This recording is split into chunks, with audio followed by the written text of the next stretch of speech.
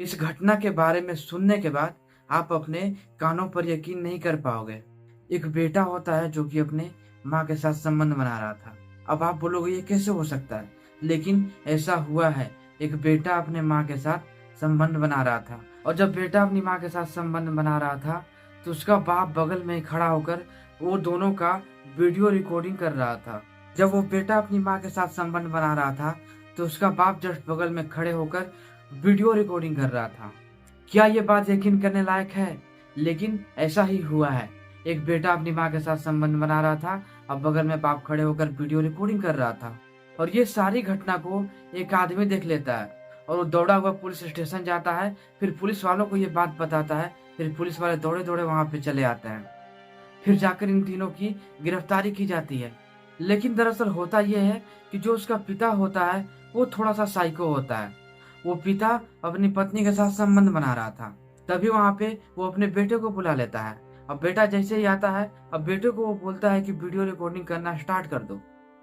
अब बेटा अपने पिता से डरकर वीडियो रिकॉर्डिंग करना स्टार्ट कर देता है और जब वो वीडियो रिकॉर्डिंग कर लेता है तो फिर जब पिता का हो जाता है तो पिता उठ के बाहर आता है। फिर वो बोलता है कि बेटे अब तुम अपनी माँ के साथ संबंध बनाओ और मैं तुम्हारी वीडियो रिकॉर्ड करूंगा। इन बातों को जब बेटा सुनता है तो बहुत ही ज्यादा परेशान हो जाता है, हैरान हो जाता है कि आखिर मेरे पिता को ये हुआ क्या है। वो बोलता है कि अगर तुम ऐसा नहीं करोगे तो मैं तुम्हें जान से मार दूंगा। दोस्तों, मुझे नहीं लगता है कि इससे ज्यादा घिनौना और कोई वारदात हो सकती है। लेकिन इस कहानी में आगे बढ़ने से पहले, इस घटना में आगे बढ़ने से पहले मेरी एक छोटी सी रिक्वेस्ट यही रहेगी कि वीडियो को लाइक जरूर से कर देना और वीडियो को लाइक करके चैनल को सब्सक्राइब कर देना। तो चलो इस कहानी की ओर बढ़ते हैं और कहानी को शुरू से शुरू करते हैं। लेकिन कहानी को शुरू करने से पहले आप ये जान लो कि ये घटना आखिर है कहाँ की। तो दोस्तों, ये घटना है पाकिस्तान का सियालकोट का। ये घटना होता है पाकिस्तान में। तो दोस्तों, एक शादी होती है पाकिस्तान की सियालकोट में। तो जिसका शादी होता है उस लड़का का नाम होता है नादिन और जो लड़की होती है उसका नाम होता है महमीस। अब महमीस और नादिन की शादी हो जाती है। तो जो नादिन होता है उसके दो भाई होते हैं, लेकिन वो दोनों भाई से अलग रहता था। शादी होने के बाद वो अलग हो जाता है और अपनी पत्नी महमीस को वो अलग लेके रखता है और जिस जगह में वो अपनी पत्नी को रखता है उस जगह का नाम होता है सियालकोट। तो वो सियालकोट में रहने लगता है अपनी पत्नी के साथ, अपने दोनों भाइयों को छोड़कर। अब कुछ दिनों तक ऐसे ही चलते रहता है, सारा चीज नॉर्मल ही था। फिर अचानक जब 3 से 4 महीना शादी के बीत जाते हैं उसके बाद फिर एक दिन जो नादिन होता है वो अपने 3-4 दोस्तों को अपने घर लेकर चला आता है। अपनी पत्नी के पास वो लेकर आता है और पत्नी को बोलता है कि तुम हमारे तीनों चारों दोस्तों से बात क्यों नहीं करती?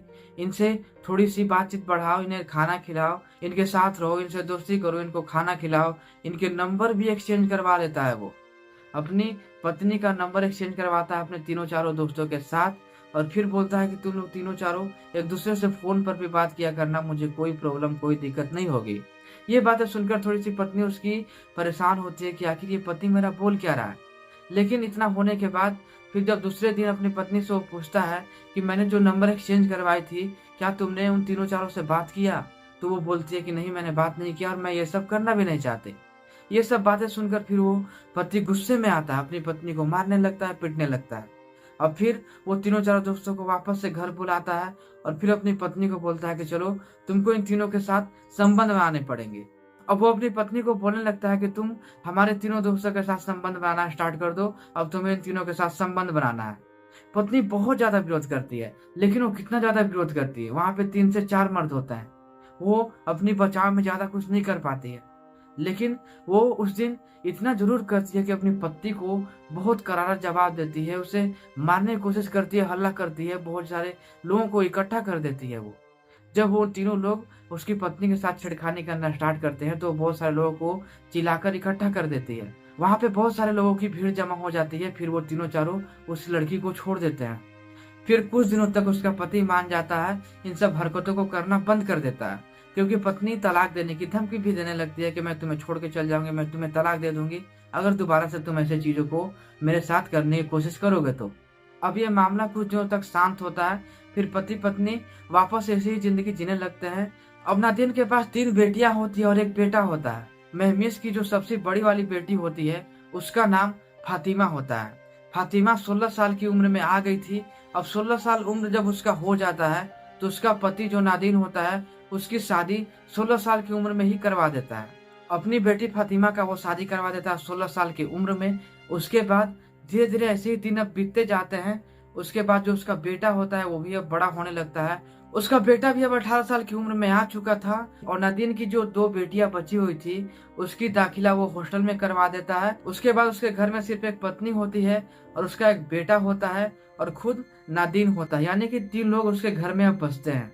उसके बाद अब वो क्या करता है कि धीरे धीरे अपनी पत्नी के साथ वो संबंध बनाना फिर से स्टार्ट करता है। उसके बाद वो फिर से अपने दोस्तों को घर पे बुलाने लगता। अपने दोस्तों के साथ अपनी पत्नी को बोलता था वो संबंध बनाने के लिए, लेकिन पत्नी विरोध करती थी, उसके साथ झगड़े करती थी। अब वो बहुत ज्यादा जबरदस्ती करने लगता है अपनी पत्नी के साथ और एक दिन वो तीनों चारों मिलकर उसकी पत्नी के साथ संबंध बनाने की कोशिश करते हैं और वो तीनों चारों संबंध बना भी लेते हैं। जब वो तीनों चारों उसके पत्नी के साथ संबंध बना लेते हैं, उसके बाद सुबह होते ही उसकी पत्नी तलाक लेने के लिए जिद करती है और फिर उसकी पत्नी तलाक लेके चली भी जाती है। लेकिन नादिन बोलता है कि मैं अपने बेटे को तुमको नहीं दूंगा। वो अपने बेटे को अपने पास ही रख लेता है और उसकी जो माँ होती है अपने बेटे को अकेले छोड़कर चली जाती है, क्योंकि कोई भी पत्नी ऐसे हैवान पति के साथ रहना पसंद नहीं करेगी। तो वो अपने बेटे को छोड़कर चली जाती है। फिर वो जो नादिन होता है वो एक दूसरी शादी करता है, एक सौतेली माँ लेकर आता है उस बेटे के लिए। लेकिन उसका बेटा जो होता है अपने पिता से बहुत ज्यादा नाराज होता है, क्योंकि वो अपनी पत्नी को छोड़ चुका था, अपनी माँ को वो नहीं मिल पाता था, अपनी माँ से वो नहीं मिल पाता था। तो जो बेटा होता है वो बहुत ज्यादा गुस्से में रहता है अपने पिता से और उसके बाद उसका जो पिता होता है दूसरी शादी कर लेता है, एक सौतेली माँ लेकर आता है अपने बेटे के लिए। जब वो सौतेली माँ घर पर लेकर आता है, उसके बाद वो पति फिर से अपनी पत्नी को वही बातें बोलता है। वो बोलता है कि मैं दोस्तों के साथ तुम्हें संबंध बनाना पड़ेगा, मुझे ऐसे करने में अच्छा लगता है। उसकी पत्नी भी विरोध करती है, वो भी नहीं मानती है, क्योंकि कोई भी औरत इस चीज के लिए नहीं मानेगी, कभी नहीं मानेगी। फिर वो अपने बेटे को बोलता है कि तुम अपनी सौतेली माँ के साथ संबंध बनाओ। और जब बेटा विरोध करता है तो उसे बोलता है कि मैं तुम्हें मार के फेंक दूंगा, मैं तुम्हें जान से मार दूंगा। तुम अपनी सौतेली माँ के साथ संबंध बनाओ और मैं वीडियो रिकॉर्डिंग करता हूँ। अपनी सौतेली माँ के साथ संबंध बनाना वो स्टार्ट करता है और फिर जो उसका पिता होता है वो वीडियो रिकॉर्डिंग कर रहा होता है। जब उसके बेटे का हो जाता है उसके बाद उसका पति करता है और फिर वो बेटा वीडियो रिकॉर्डिंग करता है। ये सब सारी चीजें उसकी बड़ी बेटी को पता था। उसको ये पता था कि जो मेरे पिता हैं वो ऐसे गंदे काम करते हैं। उसकी जो दूसरी पत्नी होती है उस पत्नी का नाम नाजीर होता है।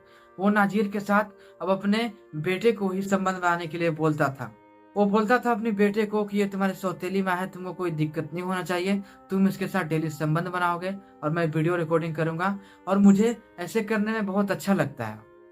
बेटा बहुत ज्यादा विरोध करता है, लेकिन वो पिता होता है कि मानने के लिए तैयार नहीं होता है। उस पति का जो सबसे बड़ी वाली बेटी होती है जिसका नाम की फातिमा होता है, उसका जो पति होता है उसका जोरस नाम होता है। वो अपने पति को बोलती है कि तुम मेरे पिता के घर जाओ कुछ सामान लेकर।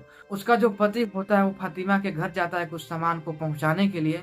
उसके जब वो घर जाता है तो वो देखता है कि घर से कुछ आवाजें आ रही होती है। वो तारीख थी 7 जून और रात के 8 बज रहे थे। उसके घर में वो दाखिल होता है और देखता है कि कुछ आवाजें आ रही है। वो खिड़कियों से झांकने की कोशिश करता है। उसके बाद जो जोरस होता है वो खिड़की खोलकर देखता है कि वो जो पति है उसके साथ संबंध बना रहा है और उसका बेटा वीडियो रिकॉर्डिंग कर रहा है और दोनों साथ में संबंध बना रहे हैं। दोनों तीनों नग्न अवस्था में है। इस नज़ारे को देखकर जो जोरस होता है वो बहुत ज्यादा हैरान हो जाता है। वो दौड़कर भागता है पुलिस थाने और जाकर पुलिस वालों को सारी चीजें बताता है। फिर पुलिस वाले तत्काल वहां पे पहुंचते हैं, दरवाजे को खुलवाते हैं, फिर सारी चीजों की जांच पड़ताल की जाती है। उसके बाद उसका जो बेटा होता है वो सारी सच्चाई बता देता है कि हाँ मेरे पिता ऐसा थे। वो सारी वीडियो दिखा देता है और बहुत सारी अजीबोगरीब वीडियो पुलिस वालों को देखने को मिलती है। उस मोबाइल फोन में कम से कम तो 100 से 150 वीडियो ऐसी थी जो कि बहुत ही गलत अवस्था में बनाई गई थी। उस वीडियो में ऐसा भी होता है कि वो जो पिता होता है अपने बेटे के साथ ही संबंध बना रहा होता है। ऐसी भी पुलिस वाले को वीडियो मिलती है।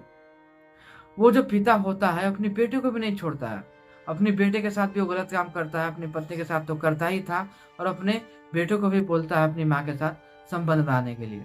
तो दोस्तों पता नहीं ऐसी कैसी घटना क्यों घटती है और ऐसे लोग क्यों बनते जा रहे हैं, ऐसे हैवान क्यों बनते जा रहे हैं, ऐसे हब्सी क्यों बनते जा रहे हैं लोग।